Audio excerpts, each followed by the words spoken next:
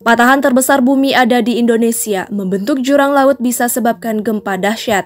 Gempa bumi yang mengguncang Turki pada Senin 6 Februari lalu disebabkan oleh bergeraknya patahan Anatolia Timur. Patahan atau sesar adalah retakan di kerak bumi di mana bebatuan di kedua sisi retakan saling bergeser satu sama lain. Retakan ini terkadang hadir dalam bentuk kecil, setipis rambut, dan gerakannya juga nyaris tak terlihat di antara lapisan bebatuan. Patahan ini biasanya memanjang hingga ratusan kilometer. Ada banyak patahan di Indonesia, di antaranya lempeng Indo-Australia, lempeng Eurasia, dan lempeng Pasifik yang sebagian besar berada di bawah laut. Sementara di darat ada sesar Lembang, Baribis, Cimandiri, Cugenang yang baru-baru ini menyebabkan gempa di Cianjur pada akhir 2022 lalu dan masih banyak lagi.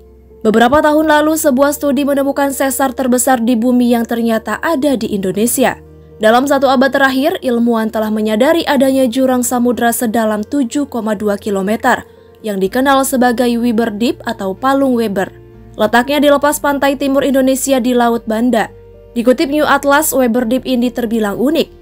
Palung laut biasanya terbentuk di zona subduksi, yakni tempat dua lempeng besar kerak samudra bertabrakan. Satu kerak ditarik ke bawah ke dalam mantel bumi. Proses ini membuat palung cenderung membentuk huruf V. Tapi Weber Deep justru berada di lembah cekungan raksasa dengan bentuk seperti busur. Selain itu, para ilmuwan juga belum mengetahui mengapa patahan tersebut bisa begitu dalam. Jonathan Pownall, peneliti struktur tektonik di Australia National University menyebut, jurang atau patahan terbesar bumi di Laut Banda ini telah diketahui selama 90 tahun terakhir.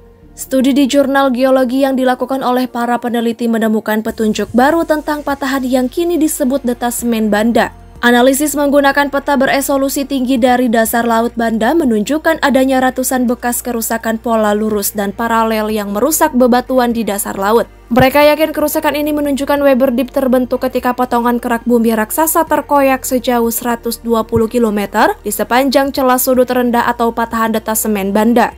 Patahan detasemen Banda ini merupakan robekan di dasar laut seluas lebih dari 60.000 km persegi. Saking besarnya robekan membuat di beberapa tempat tidak ada lagi jejak kerak samudra.